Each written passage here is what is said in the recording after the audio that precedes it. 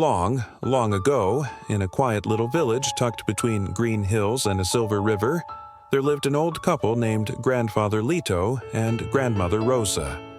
Their house was made of bamboo and wood, with a roof of dried palm leaves that rustled whenever the wind blew. Around the house was a small farm. They had goats, pigs, chickens, and even a scruffy old dog that barked at strangers but wagged his tail at friends. The animals were their companions as much as they were their livelihood. The goats gave them milk, the chickens laid eggs, the pigs could be sold during festivals, and the dog kept away thieves. But even with all these animals, life was not easy. Grandfather Lito and Grandmother Rosa lived in poverty. Their clothes were patched, their meals were simple, and they worked from dawn until dusk just to survive. Still, they never complained. They loved each other, loved their animals, and believed that hard work would always be rewarded somehow. Among their animals, there was one goat that was particularly dear to them. Her name was Mila. Mila was once the pride of the farm. Her milk was rich and sweet, and Grandmother Rosa often made cheese from it.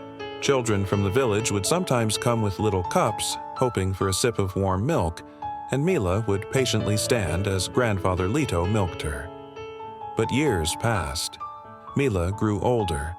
Her once shiny coat turned rough, her steps slowed, and one day her milk stopped flowing.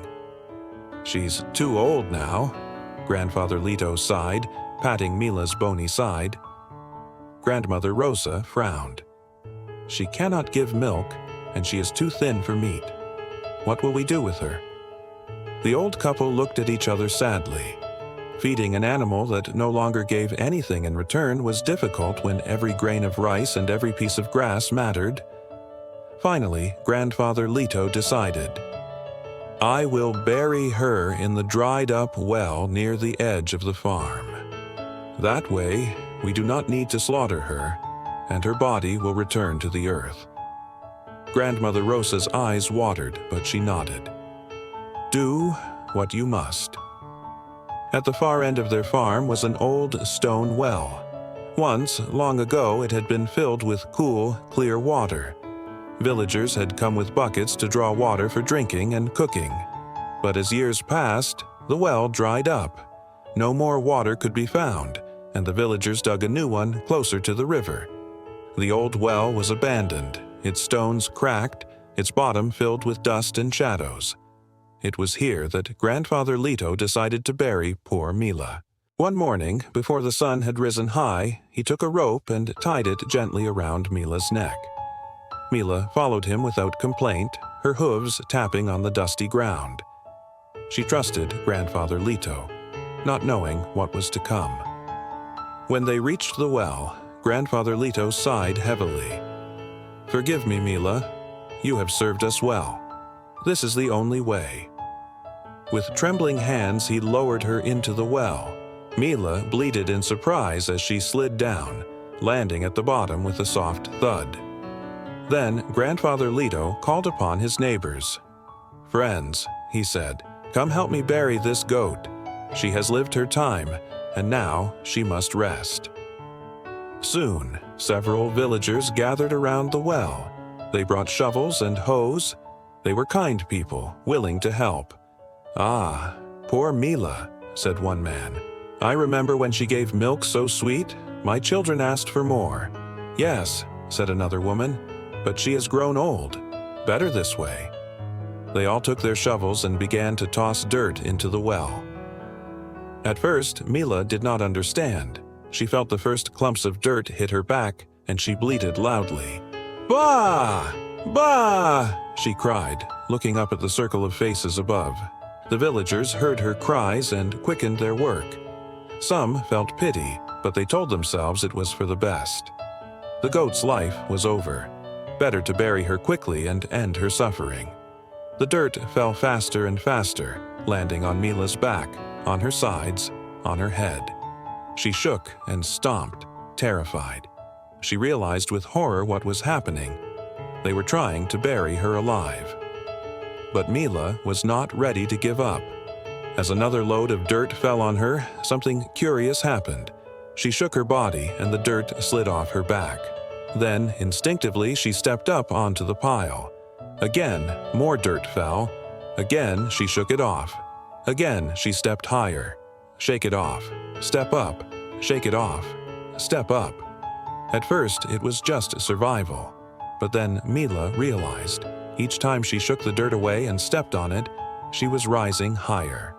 The silence. Above, the villagers noticed something. "Strange," whispered one man leaning on his shovel. "Why has the goat stopped crying?" "Perhaps she has given up," said another.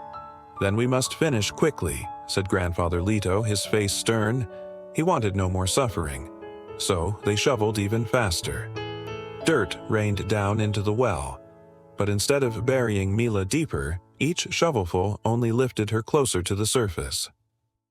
The astonishment minutes passed. Sweat dripped down the villagers' foreheads. Their arms ached from shoveling.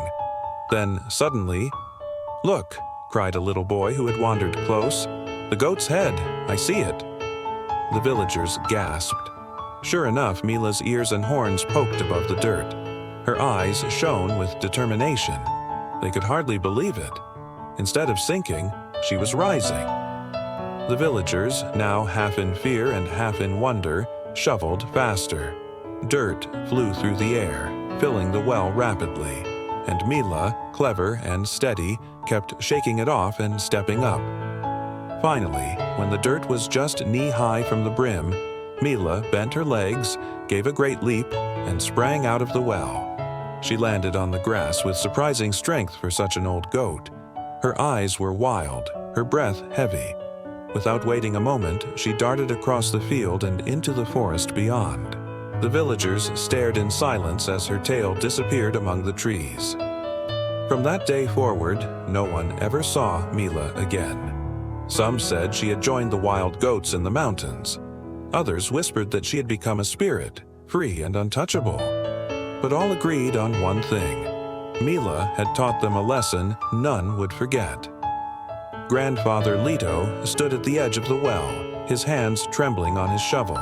"She shook off every burden we threw upon her," he murmured.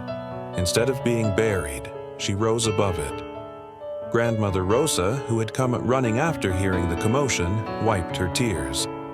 "Yes, sometimes life throws dirt on us. Problems, hardships, pain.